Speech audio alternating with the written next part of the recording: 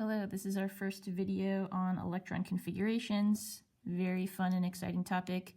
Can be confusing, so this video I'm going to run through what an electron configuration looks like versus an orbital diagram, and then also really quickly kind of go through the electron filling rules, and then we'll do some examples from your electron configurations homework assignment. That will be the bulk of the video. So really quickly, like I said, I'm going to go through kind of what an electron configuration is. If you have questions, please let me know. This is going to be very brief.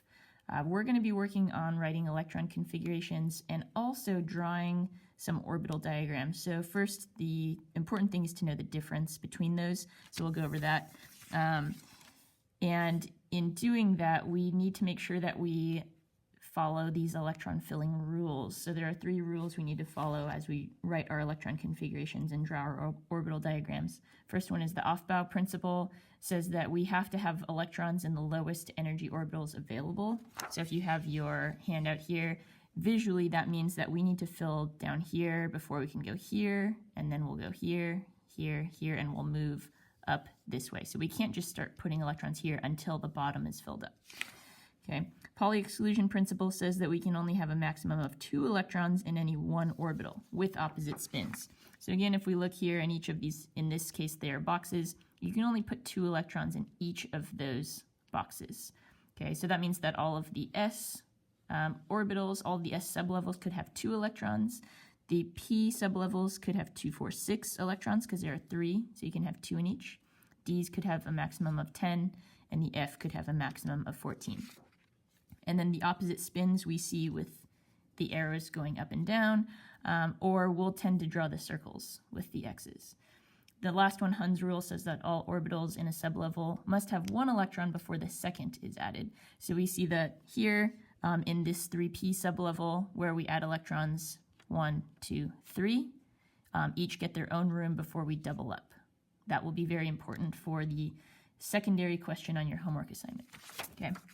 So when we're doing electron configurations, we need to first determine the number of electrons in the element or ion that we're working with, and then fill the orbitals according to the rules that we just went over, and then always check your answer by looking at how many electrons you've used, and then also using the periodic table, which we'll go over in this video. Okay. So first we're going to work on electron configurations. It's going to follow this form where the large number tells you the energy level, the letter tells you the sublevel or the orbital type, so it could be S, P, D, or F. And then the superscript tells you the number of electrons that are in that sublevel. So remember, we just said the maximum amount that you can have in each. The last one could have fewer than that, just depends on how many electrons you have to use. This is different than orbital diagrams, which is where we're actually drawing a visual representation of what the electrons look like in their sublevels. So we'll tend to use the circles, but a lot of textbooks and online will use the boxes with the arrows. But it's showing the same information, just in a different way. So there will be times when you'll be asked to do orbital diagrams or electron configuration. So just make sure you know what the question is asking you. Okay. So we are going to use your homework to go through what I think is the best way to do electron configurations, which is actually using your periodic table. So I'm just going to use your homework to use as a model when going through using this technique of the periodic table. So we're going to start with number 1, calcium, atomic number 20. Keep in mind that this homework assignment you are to copy into your notebook. So all you have to do is write the heading electron configurations homework. Number 1, you could even just put the symbol Ca, atomic number 20. And it's asking you to write the electron configuration and indicate the number of unpaired electrons. And we'll do that by drawing an orbital diagram. We actually only have to draw the orbital diagram for the last sublevel because all the other ones up to that point should be filled as long as we're following our rules. Right? The very first rule says that we have to fill the lower energy levels before we can move on to the higher ones.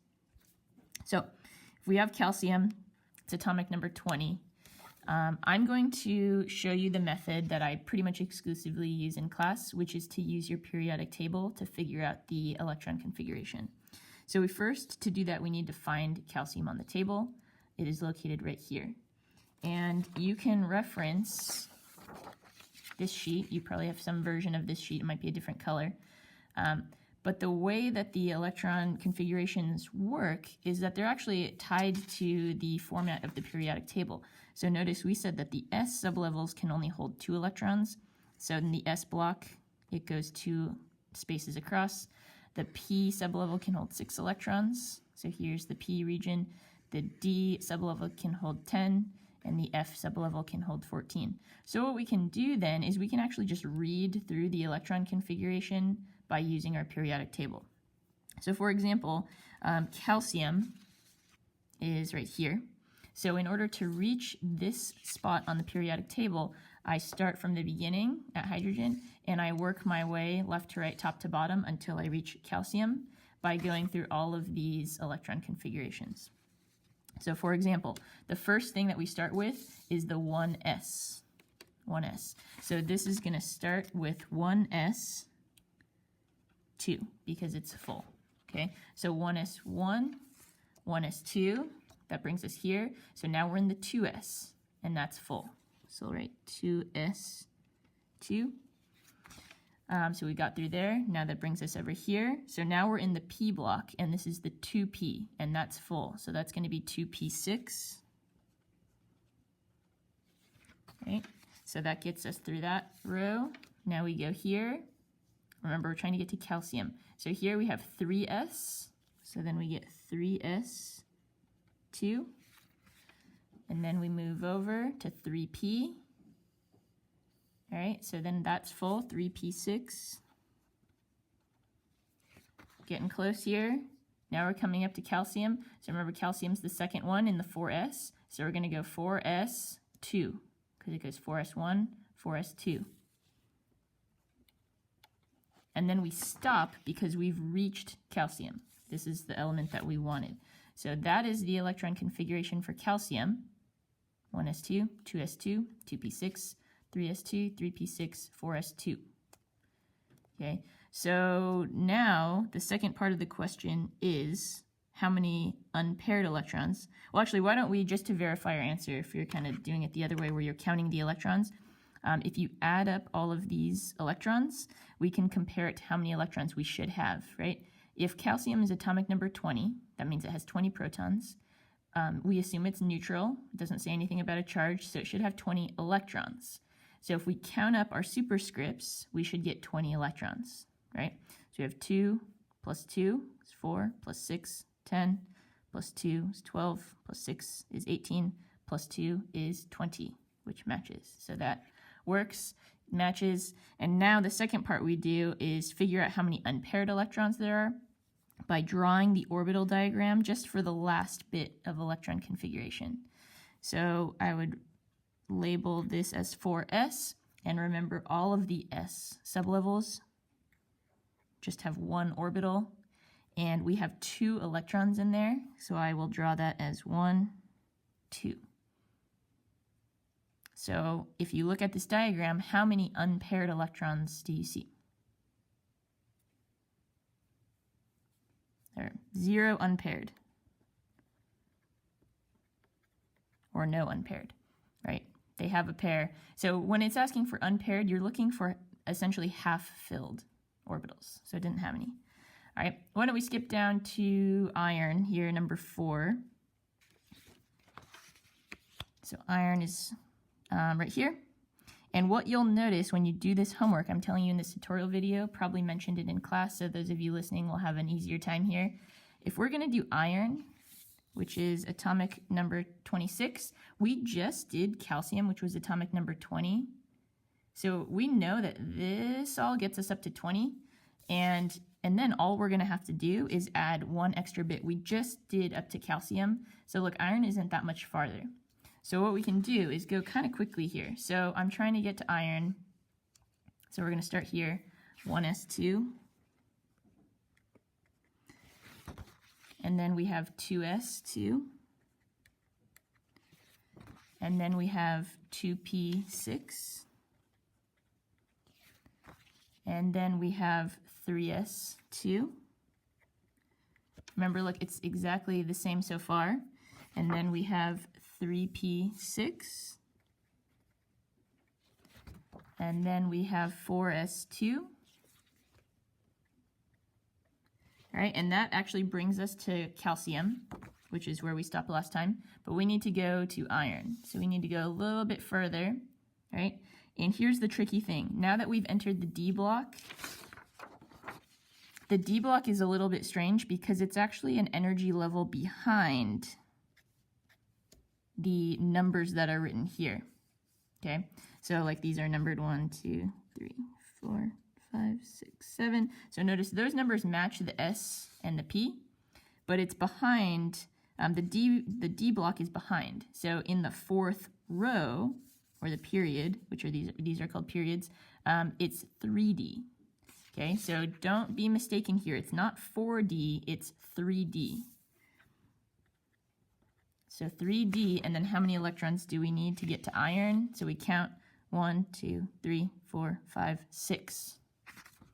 Which makes sense because we know up to this point is 20. So 20 plus 6 is 26, which is right for 26 electrons for iron. Okay, so that looks good for iron. We need to figure out the unpaired. So we'll draw the 3D sublevel. The D sublevels have how many orbitals? Hopefully you said 5. Okay, and then we need to fill these orbitals with 6 electrons. Be very careful here. You need to follow Hund's rule, which says they all have to have 1 electron before you double up.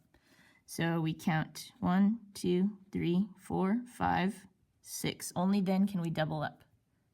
Everyone gets their own room first. So now the number of unpaired, that one's paired, so we don't count it. So we count 1, 2, 3, 4 unpaired. All right, so iron has 4 unpaired. Cool. I think we're just going to stop there. Video's getting a little long. Don't want to make it too lengthy here. If you have questions on the farther down ones, let me know. It does get a little tricky here when you go into the F region. So just remember that the F block fits in right here. So after you do 6s, it actually goes here. And you can see that on your periodic table where it shows this part here. So this whole region fits in right there. So be careful doing that.